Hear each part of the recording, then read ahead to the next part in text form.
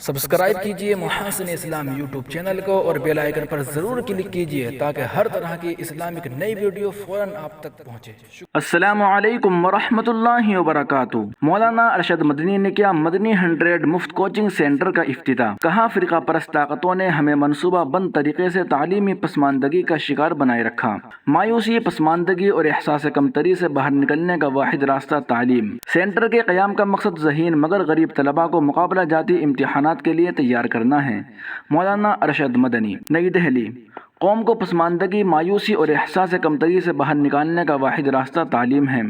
انسانی تاریخ شاہد ہے دنیا میں انہی قوموں کو ترقی اور سرخروئی حاصل ہوئی ہے جو تعلیم یافتہ تھی، اور جن قوموں نے خود کو تعلیم سے الگ رکھا تباہی اور پسپائی ان کا مقدر بن گئی۔ ان خیالات کا اظہار آج جمعیت علماء ہند کے صدر مولانا سید ارشد مدنی نے نئی دہلی میں مالی اعتبار سے کمزور طلباء کے لیے مدنی 100 کے نام سے ایک مفت کوچنگ سینٹر کا افتتاح کرتے ہوئے کیا۔ قابل ذکر ہے کہ یہ مفت کوچنگ سینٹر مولانا حسین احمد مدنی چیریٹیبل ٹرسٹ دیوبند اور ہند گرو اکیڈمی دہلی کے باہمی تعاون سے شروع کیا گیا۔ مولانا مدنی نے کہا کہ اس سینٹر کے قیام کا مقصد ذہین مگر مالی اعتبار سے کمزور طلباء کو مقابلہ جاتی امتحانات کے لیے تیار کرنا ہے۔ اس کے لیے 10ویں، 11ویں اور 12ویں پاس طلباء کا انتخاب ٹیسٹ کے ذریعے ہوگا۔ یہ ایڈمیشن کم اسکالرشپ ٹیسٹ ہوگا اور جن بچوں کا انتخاب ہوگا انہیں 100% تک اسکالرشپ مہیا کرائی جائے گی، اور فی الحال انہیں IIT، JEE اور نیٹ جیسے مقابلہ جاتی امتحانات کے لیے مفت کوچنگ دی جائے گی۔ مولانا مدنی نے یہ وضاحت بھی کی کہ جمعیت علماء ہند مذہب سے اوپر اٹھ کر انسانیت کی بنیاد پر کام کرتی ہے، چنانچہ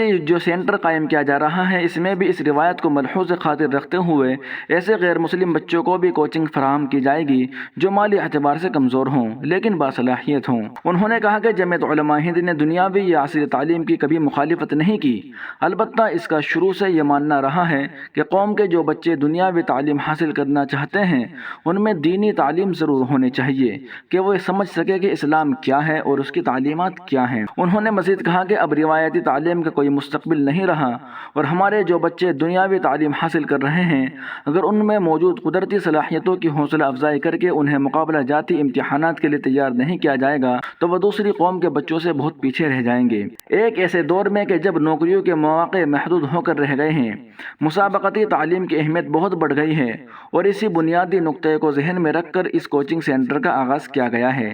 انہوں نے یہ بھی کہا کہ وطن عزیز میں اب جس طرح کی مذہبی و نظریاتی محاذ آرائی شروع ہوئی ہے اس کا مقابلہ سوائے تعلیم کے کسی دوسرے ہتھیار سے نہیں کیا جا سکتا۔ ایسے میں ہم سب کی یہ اجتماعی ذمہ داری ہے کہ ہم اپنی نئی نسل کو بنیادی دینی تعلیم کے ساتھ عصری اعلیٰ تعلیم دلوا کر اس لائق بنا دیں کہ وہ اپنی ذہانت و صلاحیت سے کامیابی و کامرانی کی وہ منزلیں سر کر لیں جن تک ہماری رسائی مشکل تر بنا دی گئی ہے۔ مولانا مدنی نے کہا کہ ہم تعلیم میں دوسروں سے پیچھے کیوں رہ گئے، اس سوال پر سنجیدگی سے غور کرنے کی ضرورت ہے۔ یہ ایک بڑی حقیقت ہے کہ مسلمانوں نے دانستہ تعلیم سے کنارہ کشی نہیں کی، کیونکہ اگر ایسا ہوتا تو بڑے بڑے مدارس کیوں قائم کرتے۔ تلخ سچائی یہ ہے کہ آزادی کے بعد سے آنے والی فرقہ پرست طاقتوں نے ہمیں منصوبہ بند طریقے سے تعلیمی پسماندگی کا شکار بنائے رکھا۔ مولانا مدنی نے وضاحت کی کہ ہمارے بچوں میں ذہانت اور صلاحیت کی کوئی کمی نہیں ہے، اصل چیز انہیں بروکار لا کر ان کی رہنمائی کرنا ہے۔ پھر یہ بھی ہے کہ مسلمان اقتصادی طور پر کمزور ہیں، اس لیے ہمارے بہت سے ذہین اور باصلاحیت بچے اعلیٰ تعلیم نہیں حاصل کر پاتے۔ انہوں نے کہا کہ اس کوچنگ سینٹر کے قیام کے پس پشت بنیادی مقصد یہی ہے کہ اس کے ذریعے مالی طور پر کمزور مگر ذہین طلباء کو نہ صرف مفت کوچنگ فراہم کی جائے گی بلکہ انہیں مقابلہ جاتی امتحانات میں حصہ لینے کے لیے ذہنی طور پر تیار کیا جائے۔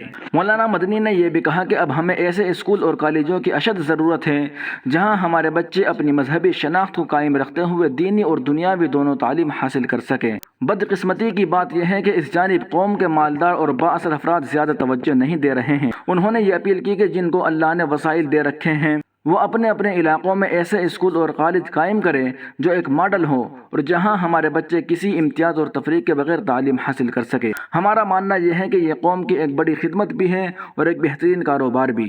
جمعیت علماء ہند اس سلسلے میں بہت پہلے سے کام کر رہی ہے۔ مولانا حسین احمد مدنی چیریٹیبل ٹرسٹ کی جانب سے دیوبند میں ایسے اسکول و کالج قائم ہیں جہاں طلباء و طالبات کو الگ الگ دینی تعلیم کے ساتھ دنیاوی تعلیم بھی دی جا رہی ہے۔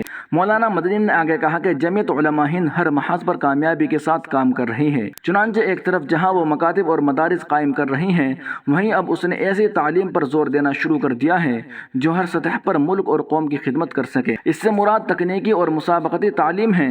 मुफ्त कोचिंग सेंटर का आगाज इस सिमत में एक बड़ी पहल है।